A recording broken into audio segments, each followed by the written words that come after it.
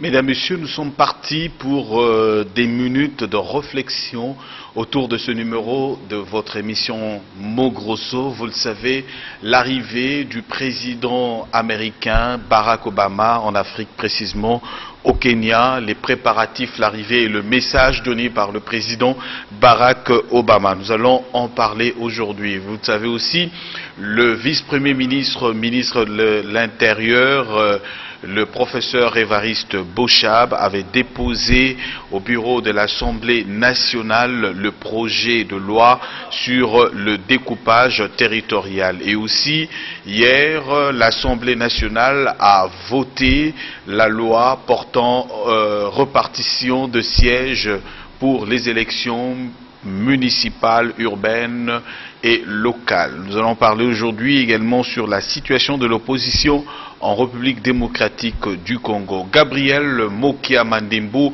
président national du mouvement des démocrates congolais, invité permanent de cette émission, est revenu encore aujourd'hui pour analyser pas à pas, mot à mot, l'actualité qui jalonne la politique, le social, l'économie, tous les secteurs de la vie des Congolais, comme annoncé tout à l'heure. Président, bonjour, comment vous allez? Très bien, monsieur le journaliste, je me porte bien. Je viens d'abord de rentrer de l'église. On a prié Dieu pour le bonheur de ce peuple et de notre pays. Pour que ce pays puisse être dédouané, retrouver sa liberté d'attendre. Dieu fait ce qu'il peut faire, mais à nous-mêmes, c'est à nous-mêmes les Congolais d'aller de l'avant pour régler ces problèmes. Parce que Dieu ne peut pas sortir pour se battre contre ceux qui sont tentés de nous malmener ici au Congo. Alors, la première question du côté de la visite du président Barack Obama ici en Afrique, précisément au Kenya, la nation de son père. Oui, il est venu palper les doigts aux réalités africaines et en particulier dans les pays de son père, dont il a vanté. Mais seulement, ce qui ne m'a pas plu, pourquoi Obama est en train d'appuyer l'homosexualité dans le monde et il veut ramener ça ici en Afrique. Heureusement que le président Uhuru l'a remis à sa place. L'Afrique n'est pas l'Europe ni l'Amérique pour que les hommes puissent se marier entre eux. Ce n'est pas sérieux et ce n'est pas gentil. Là-bas, de telles blagues, c'est 25 ans de prison. Il lui a rappelé. Alors, moi je croyais qu'Obama pouvait faire comme François Hollande. Il n'est pas professeur. Mais il est tenté de ramener des choses au point aux Africains. Que quand vous êtes au pouvoir, il faut savoir respecter le mandat présidentiel. C'est ça, l'idée réelle principale de François Hollande. On peut prendre ça dans le mauvais sens, mais lui, il est juste et légaliste. Mais Obama n'a pas pu parler de ça. Il n'envoie que des émissaires, mais lui-même, il devait le dire aussi. Parce qu'en Afrique, il y a des bouillabaisse. Vous avez le pouvoir pour faire des mandats, mais vous voulez toujours aller au-delà. Et l'ONU, là au moins Obama a critiqué l'ONU d'avoir donné des éloges, accepté les résultats de Kourouziza. Là au moins c'était ça son bon côté. Mais quant au reste, je crois que les Africains, nous pouvons prendre notre destin en main. Nous ne pouvons pas violer des lois, nous-mêmes, des responsables du pays, et condamner les petits peuples qui volent le pain. Donc, politique de deux poids, deux mesures. Vous remplissez les prisons avec des petites infractions, mais les graves infractions de violation des droits de l'homme, violation de nos constitutions ici en Afrique, ça, ce ne sont pas des infractions. Dommage. Alors, pourquoi encourager l'homosexualité pour l'Afrique? Vous avez déjà une réponse lui donnée une fois par le président,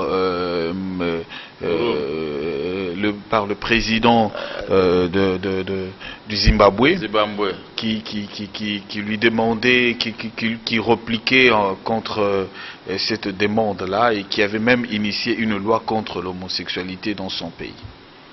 Bon.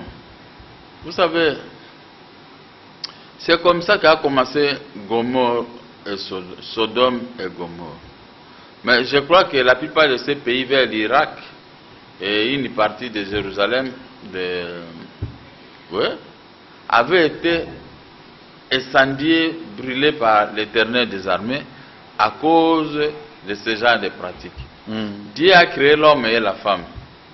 Dieu n'a pas créé l'homme et l'homme pour faire de telles aventures. Et ce qui est grave, vous vous mariez entre les hommes, après maintenant vous adoptez des enfants. Ça veut dire quoi? Ça veut dire que les gens en Europe, ils veulent maintenant brûler le monde. Aller dans la contre-nature. Contre-nature, il n'y aura pas de mariage entre l'homme et la femme, il y aura que mariage entre les hommes, il n'y aura pas des enfants et le monde va pouvoir disparaître. Je me demande de quel plaisir trouve-t-on avec de telles pratiques. Bon, je sais que Satan est entré au niveau de l'homme blanc. Dieu a donné l'intelligence à l'homme blanc de fabriquer tout ce que nous ne sommes pas capables de le faire ici en Afrique. Mais l'homme blanc est en train d'outrepasser des limites. Exagérer, faire le contraire de ce qu'a demandé Dieu. C'est ce qui nous a amené la Bible. Mais la Bible interdit ce genre de pratiques. Mais eux-mêmes, les confectionnaires de cette Bible ne respectent pas. Je ne comprends absolument. Peut-on continuer à faire confiance à la Bible? Peut-on continuer à lire les chapitres, les versets bibliques? Parce que les auteurs eux-mêmes, ils font des choses impossibles. Quand vous allez en Europe, il y a des endroits, quand vous entrez, vous trouvez que nous sommes dans un autre monde. Ce que font les Blancs, ce n'est pas normal. Mais Dieu les aime tant parce qu'ils doivent tout donner. Nous, ici en Afrique, qu'est-ce qu'il y a? Mais nous, nous avons de la matière première. Nous ne savons pas les transformer. Mais ce sont eux qui viennent prendre ces matières premières. Maintenant, aujourd'hui, ils sont partis à la ligne, ils sont dans Mars, ils sont partout. Ils sont en train d'expérimenter ce que nous ne pouvons pas le faire. Mais pourquoi maintenant ils sont en train de tomber si bas? Ils ont fabriqué même les poupées, les ceci, sous forme d'un homme. Les robots peuvent aller te faire laver des assiettes, arranger ton lit. Un robot. Hein? Tu vois? Mais ce qui manque, c'est à ces robots-là de parler. Les robots, ils font tout, ils nettoient la maison. Voilà. Maintenant, ils appuient, ils encouragent le chômage. Parce qu'à ce moment-là, ça ne sert à rien d'engager les gens. Et tout ça. Mais pourquoi ils sont en train de provoquer l'interdit de Dieu pour ceux-là qui lisent la Bible? Ça, ce sont des interdits. Bon, je suis très content du comportement du président kenyan. Je crois qu'Obama, il a été bien accueilli. Il a dit qu'il va retourner. Cette fois-ci, il était venu en costume. Là, prochainement, il va venir dans son pays avec une chemise. On verra, mais pas avec un tel discours. Alors, parlons l'actualité en République démocratique du Congo. Le vice-président, le vice-premier ministre, ministre de l'Intérieur, le professeur Évariste Bochab avait déposé déjà au bureau de l'Assemblée nationale le projet de loi sur le découpage territorial. Alors, lorsqu'on regarde le découpage territorial qui déterminera réellement la répartition des sièges par rapport aux nouvelles provinces, par rapport aux entités territoriales démocratiques, qu'est-ce qu'on peut dire autour de ce qui se passe en République démocratique du Congo? Bon, je me pose la question. Il y a déjà eu les dépôts de candidatures pour l'élection provinciale. Maintenant, comment ils vont faire avec ce découpage, avec ce qui est fait? Vraiment, même moi-même, je n'arrive même pas à maîtriser les autorités de mon pays. On peut faire l'aventure, mais pas jusqu'au-delà. Il ne faut pas... Moi, je trouve que les gens veulent faire vite, vite, vite, pour qu'ils puissent être inscrits dans l'histoire de notre pays qui faisait ça. Oui, vous pouvez être dans l'histoire, même si vous étiez ministre. Aujourd'hui, on vient de reconnaître les anciens premiers ministres avec un salaire, je crois, de $35 000 par mois. Mais ils ont été premiers ministres, ils sont reconnus. C'est ce que j'apprends. Mais pourquoi faire des choses vite, vite? Je vais faire le découpage, je vais faire... Mais pendant que j'ai vu dans une télévision de la place, on a montré vers Koutouraba et ceci. Les bureaux des responsables, des gouverneurs, mettons comme le gouverneur aujourd'hui des provinces, je ne suis pas rendu compte. J'avais dit la fois passée, il faut commencer petit à petit. Les découpages, on ne refuse pas parce que c'est constitutionnel, mais il faut aller mollo mollo. il faut laisser le chef de l'État qui va venir, il va étudier, parce qu'il faut faire une étude approfondie. Mais ici, bien qu'on a chassé 10 000 agents de l'administration publique qui sont maintenant dans le chômage, maintenant, ils sont tentés de travailler de leur façon, les gens. Mais 26 provinces, comment vous allez les reconstruire? Avec quelle manne? La CENI seulement ici demande 1,5 milliard, il n'y en a pas. Mais maintenant vous provoquez... Bon, moi je crois que c'est l'article 73, hein, ou combien de la Constitution qui dit les chefs de l'État en place ils restent jusqu'à l'installation du nouveau. Alors ils veulent créer un chaos, comme ça, ils ne seront pas en mesure d'organiser les élections. Et cet article va s'appliquer maintenant aux chefs de l'État actuel pour qu'ils puissent demeurer en place. Ça c'est un glissement. Ça c'est un véritable glissement qu'on est en train de chercher. Mais je crois que les autres dans l'opposition ne vont pas accepter un tel glissement. On a essayé plusieurs glissements, on n'arrive pas. Ils n'arrivent pas. Maintenant ils veulent faire ça à l'œil nu. Ah, nous allons veiller. Monsieur le journaliste, je vous dis que l'opposition va veiller. Même si on va rester 2 ou 4, 5, 10 personnes dans l'opposition, mais nous allons faire en sorte de faire barrage à ça avec vous, le peuple. Pourquoi, même si vous restez 10, 4 personnes, il se passe un problème au sein de l'opposition? Oui, parce qu'on est en train de récupérer beaucoup de nos collègues. Bon, ce n'est pas ça le problème. Chacun veut tenter sa chance. Là, il peut trouver son paix. Mais je dis que même si on peut rester 2 personnes, nous allons toujours faire barrage au pouvoir à place et la CENI de ne pas continuer ce genre d'exercice. Il ne faut pas chercher à faire appliquer des articles qui vous sont bénéfiques uniquement pour demeurer dans un poste. Non, ce n'est pas normal. C'est pas normal. C'est pas normal. Alors, dans parce que faire sciemment des choses pareilles, là, ils vont tomber dans l'article 165, la haute trahison. Parce que vous avez les pays à l'argent, les pays à tout. Mais pourquoi vous ne voulez pas faire sortir la zone, organiser les élections proprement dites? S'il y aura des coupages, on va voir combien de provinces progressivement. Mais si vous les avez fait d'une manière globale, oui, mais montrez-nous l'enveloppe globale pour commencer à reconstruire directement ces provinces nouvellement construites. Sinon, c'est de l'hécatombe, c'est-à-dire que vous vous moquez de ces peuples. Alors, ce gouverneur qui seront élus, c'est pour combien de temps de mandat? C'est pour cette législature qui commence, ou bien on ne comprend pas? Est-ce que vous pouvez peut-être situer l'opinion quant à ce jusqu'au septembre, et déjà 1 mois après, il y aura les élections comme prévues par le calendrier, le 25 octobre, les élections provinciales, comme prévu par le calendrier global de la CENI. Ouais. Mais maintenant, là, avec ce que la CENI vient encore de publier, on se demande, on se retrouve où? Les élections restent à peu près 11 mois, 10 mois, l'élection présidentielle. Mais ces gouverneurs-là, ils feront quoi? Ils seront comme les gouverneurs, les bourgmestres, PPRD qu'on a nommé sur toute l'étendue de la République et qui gèrent là-bas. Il y a seulement le pouvoir est tenté d'aller vite pour que ces gouverneurs pèsent de leur poids pendant les élections et voter celui que la majorité va désigner à l'élection présidentielle. Donc c'est la plus grande tricherie. Parce qu'on ne prête pas les intentions à Kabila qui va se représenter. Non, vous avez dit, on ne peut pas lui prêter ce genre d'intentions. Mais la façon dont on est tenté de nous faire voir, c'est clair que la tricherie qui se pointe à l'horizon, si nous ne prenons pas garde, vraiment le Congo va être gouverné autrement maintenant. Mais je ne crois pas qu'ils vont réussir. Je ne crois pas.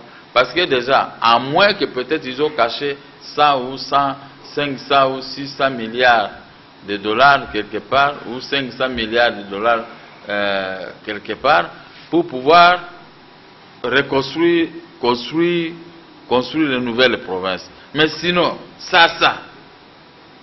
Pourquoi cette précipitation? Et cette précipitation cache quoi? Parce que pour moi, Mokia, Ils ont reçu mandat une fois, renouvelable une fois. On devait garder l'argent pour pouvoir organiser de bonnes élections, sans contestation. Mais quand pendant les élections, pendant les préparatifs, vous créez maintenant des postes de résistance, des tricheries par-ci, par-là, moi je crois que ça n'a pas marché.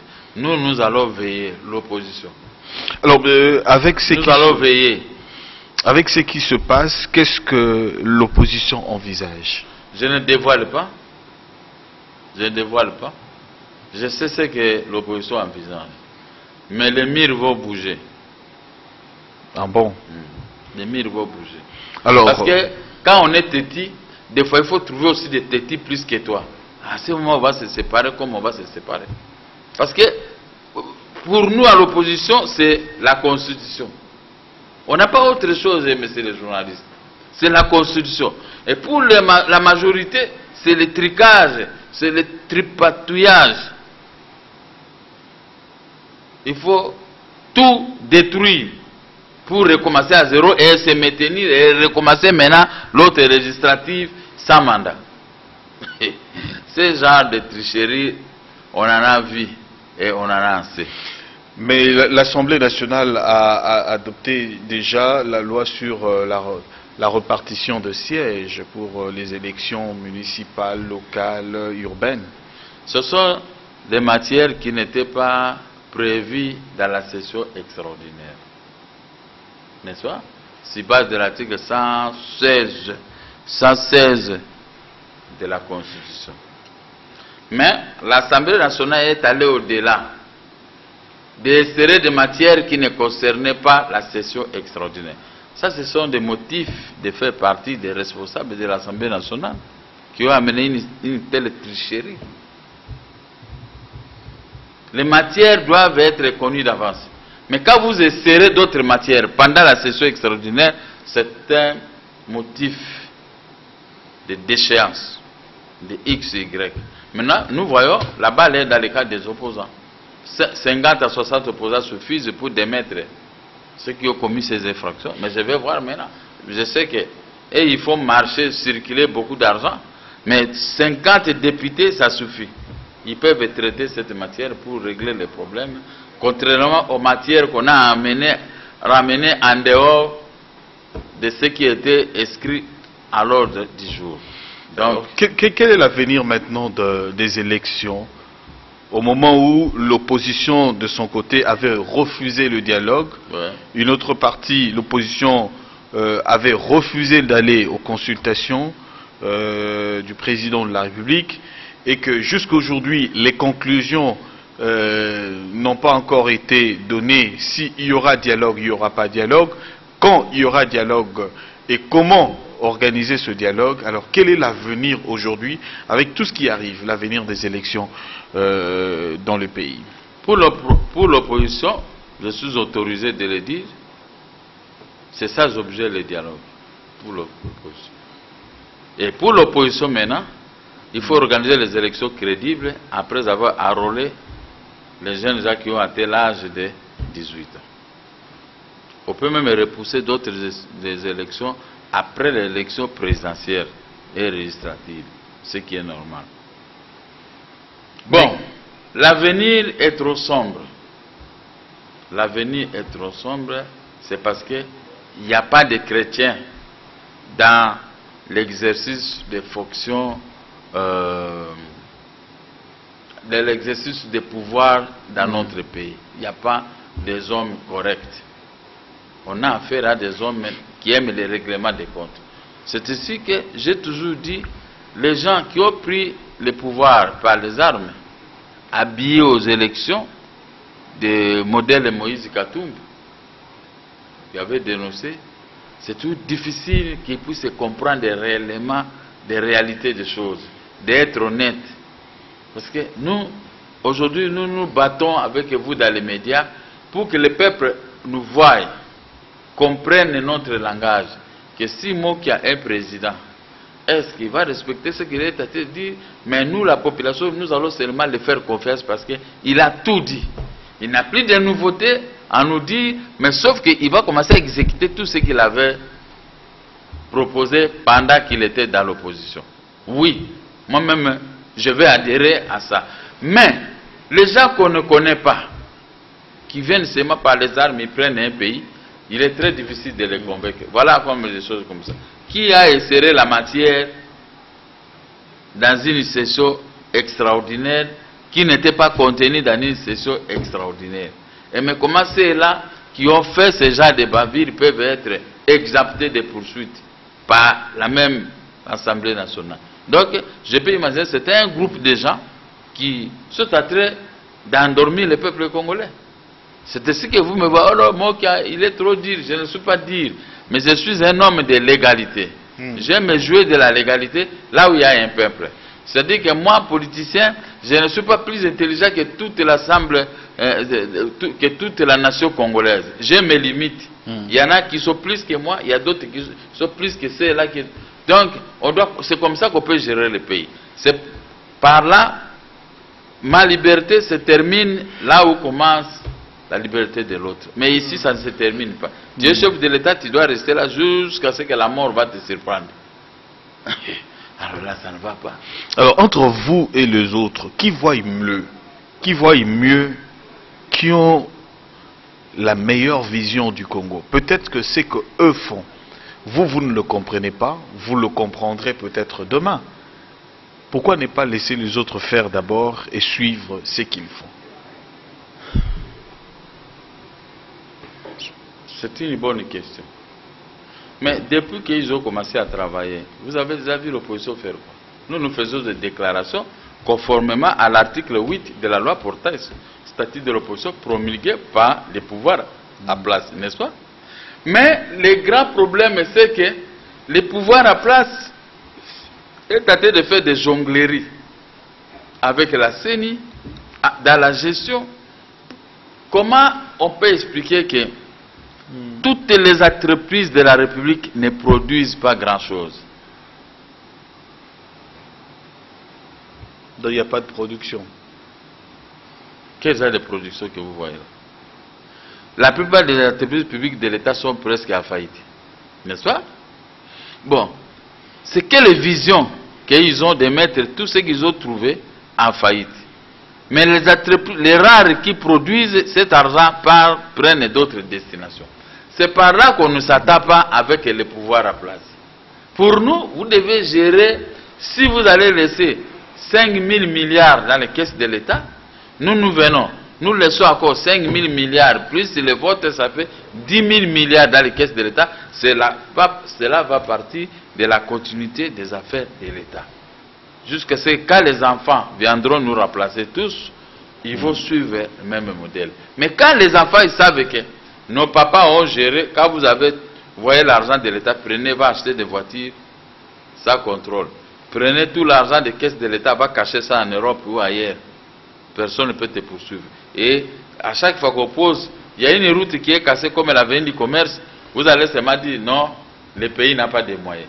Il est honteux, très honteux, de dire qu'un pays n'a pas de moyens. Ici, je ne dis pas seulement la République démocratique du Congo. Je parle d'une manière générale pour les pays africains. Les pays européens, ils respectent leur démocratie. L'élection, c'est une fois, renouvelable une fois, ils le font. Là, vous avez vu.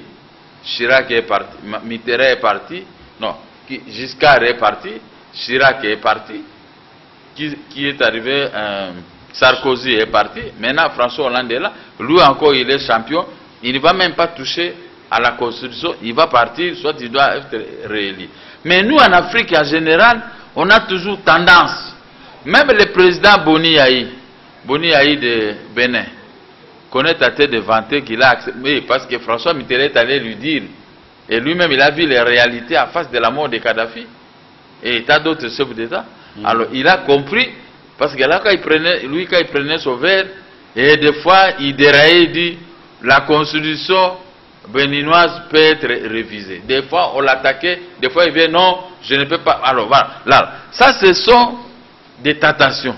Et maintenant qu'il s'est prononcé devant un témoin gênant, François Mitterrand, il ne va pas modifier... François Hollande. Pardon, excusez-moi, François Hollande, il ne va pas modifier la Constitution. Alors, pour les autres pays qui organisent des référendums. Je cite Brazzaville ici, je peux citer aussi Kigali et l'autre là de Burundi et le chef coutumier de Museveni. Pour eux, en tout cas, les peuples que nous gérons, ce sont nos sujets. Les sujets que nous pouvons manipuler à nos grés. J'ai vu nos collègues de Brazzaville, ils ont essayé de nous imiter, de faire des réunions contre les présidents. Et après, ils se sont fatigués, on leur dit, venez, l'argent est là, alors on va faire le gouvernement, ceci pour ça. Oui, moi je sais que... L'opposition n'a pas participé à ce dialogue à Brazzaville. Non, mais ils sont en train de tenter pour pouvoir faire un gouvernement d'union nationale. Et donner notre mandat en Sassou. De gré ou de force. Mais là, moi, j'ai dit à mes collègues de Brazzaville de résister. De résister seulement. Un dictateur, il faut lui résister. Même s'il va vous tuer, il va tuer 1, 2, 3, 4, 10, 15. La communauté internationale va l'arrêter. On en a vu. Où est Blaise Compaoré? Maintenant, Madame Sankara est en train de le poursuivre au niveau de ces pays. Il est sa défense. Si Ouattara qu'on suspecte qu'il est aussi burkinabé, s'il continue à les protéger pour qu'il ne soit pas livré à la justice internationale, Ouattara va avoir des problèmes. On va faire sortir ce problème de nationalité. N'est-ce pas? Alors, c'est pourquoi j'ai dit, moi, mon souci aujourd'hui sur les chefs d'État africains. Nous sommes tous des chrétiens ou des musulmans ou des ceci. Mais nous prions qu'un seul Dieu. Quand on prend un engagement à ce niveau, de tel document qu'on nous appelons Constitution, qui que vous soyez, mon qui soit-il, quand j'arrive, j'ouvre, je lis l'article phare, comme ici chez nous, l'article 220. 200 combien? 222. 220. Voilà.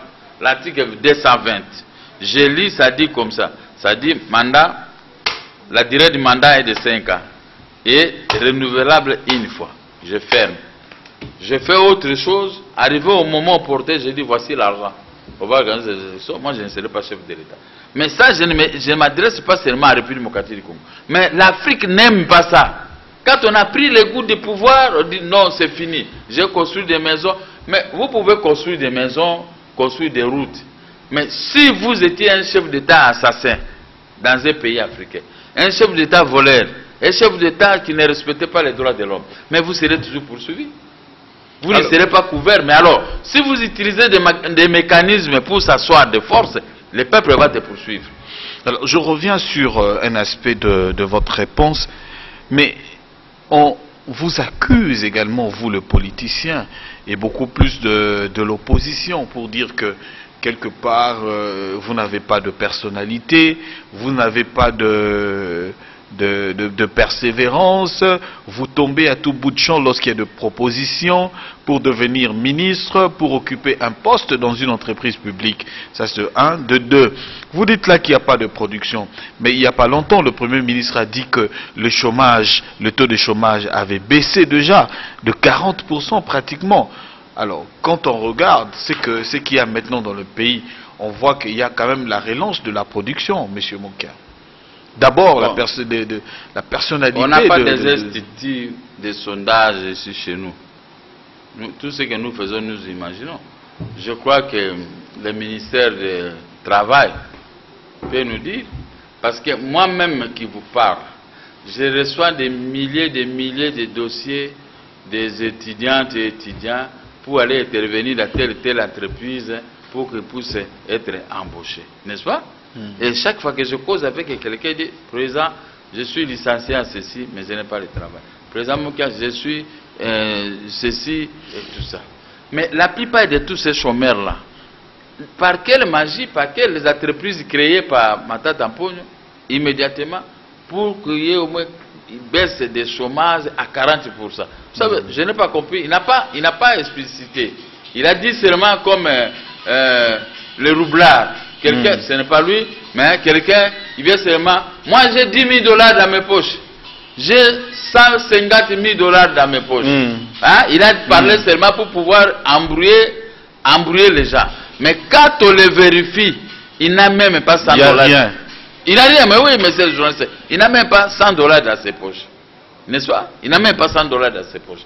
Ça, c'est une façon de se consoler. Moi, je me demande dans quel secteur où on a engagé autant de chômeurs pour une diminution. Et quel était le nombre dès le départ de chômeurs dans notre pays?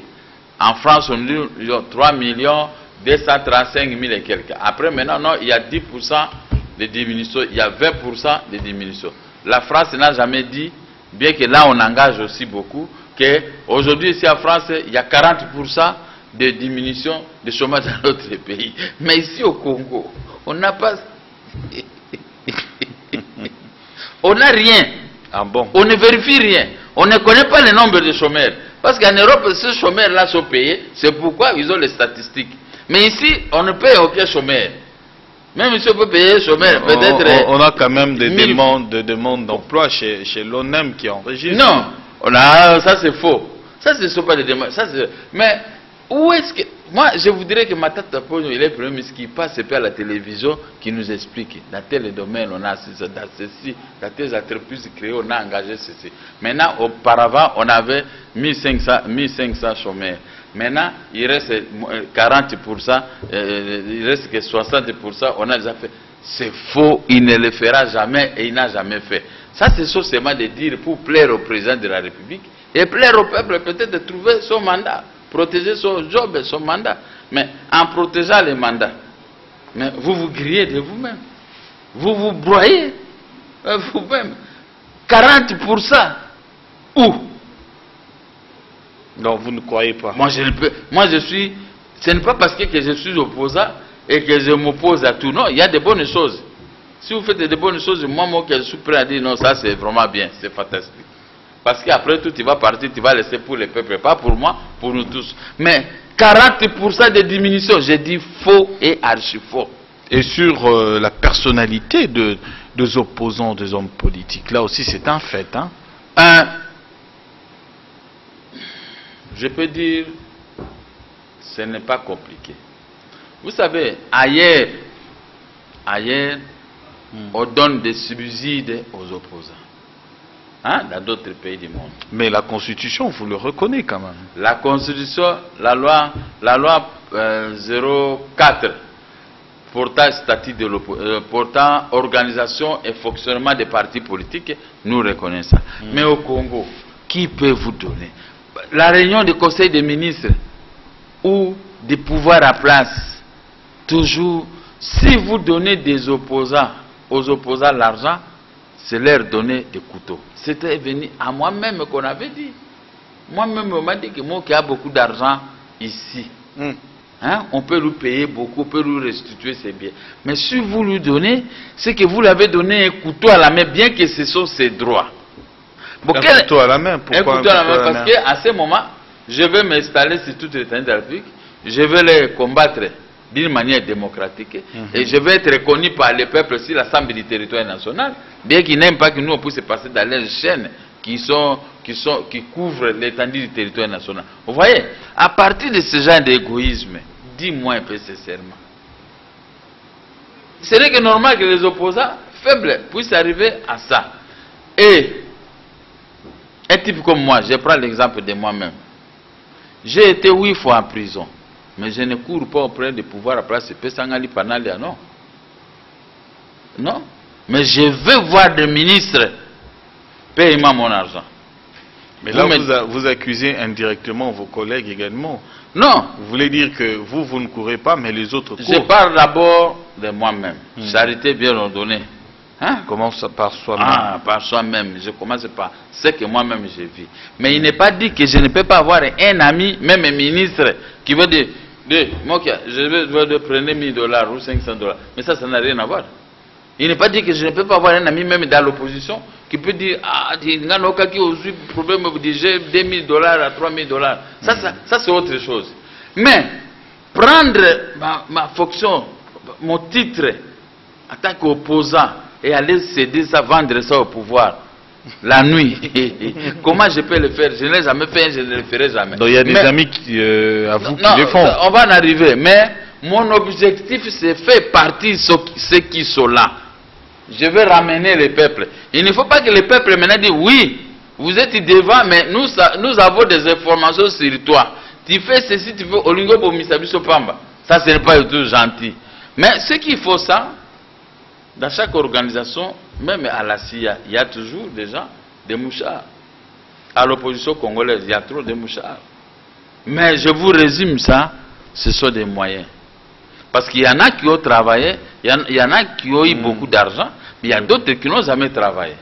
N'est-ce pas?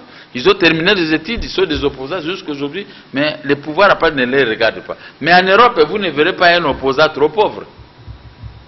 N'est-ce pas? C'est ainsi que moi, c'est comme si je savais, un jour, la politique, même si vous n'aimez pas la politique peut venir vous récupérer dans votre lit et vous mettre sur la place publique. Or, vous voit en costume en train de courir un militaire qui te pourchasse parce que tu avais une pierre à la main pendant nos manifestations.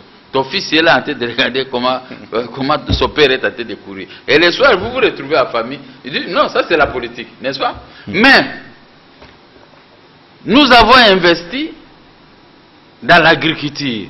C'est grâce à l'agriculture qu'on peut résister, on peut payer son taxi pour atteindre tel destin. Mais ceux qui n'ont pas investi, on ne leur donne rien. Le pouvoir en place a verrouillé partout où un opposant peut prendre même $10. Mais sauf qu'un opposant traître, là vous le verrez avec des jeeps, il est avec vous, il est ceci, donc vous le voyez en train de crier, quand il cause avec un journaliste $500, tout ça. Mais il y a des opposants qui donnent même 2000 francs. Ah bon? 2000, il n'a rien. Mais pourquoi il fait une émission avec vous, comme la plupart des journalistes, même à minuit, t'appellent. Bon, la direction commerciale, tout ça. Mais le monsieur, il a donné de bonnes idées à la télévision. Le journaliste s'appelle, il dit la direction commerciale. Pourquoi? Mais je ne sais pas, oh non, il faut payer. Mais cet opposant, maintenant, il vit avec 3000, c'est tout ce que j'ai. 2000 Allez, maintenant, 2000 francs, maintenant, tout le monde a d'arrêter. Oh, il y a Zawana Gaou, il n'a pas l'argent, il fait ça. Mais les journalistes ne comprennent pas le travail de cet homme. Mais pourquoi vous faites la politique quand vous n'avez pas l'argent? Mais non, mais pourquoi? Mais on ne peut pas laisser vous finirez par quémander. Les gens se sacrifient pour l'intérêt du pays. S'il n'y a pas des opposants, regardons les dossiers de Edi Kapent et consorts. Je suis resté presque les seuls qui en parlent. Leurs avocats sont portés disparus. Mais ces gens-là sont là comme ça. Mais ceux qui ont créé des problèmes à Laurent Désiré Kabila, ils roulent le carrosse. Hein? J'avais dit la fois passée, un type comme Edi Kapent, c'est lui qui détenait l'arme silencieuse de Laurent Désiré Kabila. Ces histoires. Quand Laurent Désiré Kabila est malade, tu le vois dormir pendant 30 minutes, mais Edi Kapent est là avec. Le président, il dort, lui, il est là avec les armes, avec tous les surveillants. Mais est-ce qu'il peut avoir une idée à tête d'aller abattre maintenant la journée le président de la République? Je dis que non, c'est faux. Mais ils sont là en prison. Qui est cet avocat sérieux qui peut aller même convaincre le chef de l'État? Voilà cette affaire. Regardez un peu comment vous avez travaillé. Regardez ce que vous avez fait dans la vie avec Laurent Désiré Kabila, avec Edi Kapent et tous les 50 et quelques personnes, parce qu'il y a d'autres qui viennent de mourir.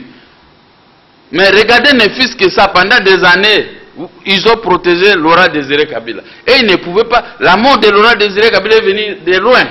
On ne peut pas sacrifier des Congolais. Ou, les pardons, si vous estimez que c'était, mais il faut les pardonner. Dieu lui-même, il connaît qui avait commis ce genre de bavure. Vous les renvoyez de l'armée, vous les pardonnez, retournez les sujets, chacun va faire même des chats.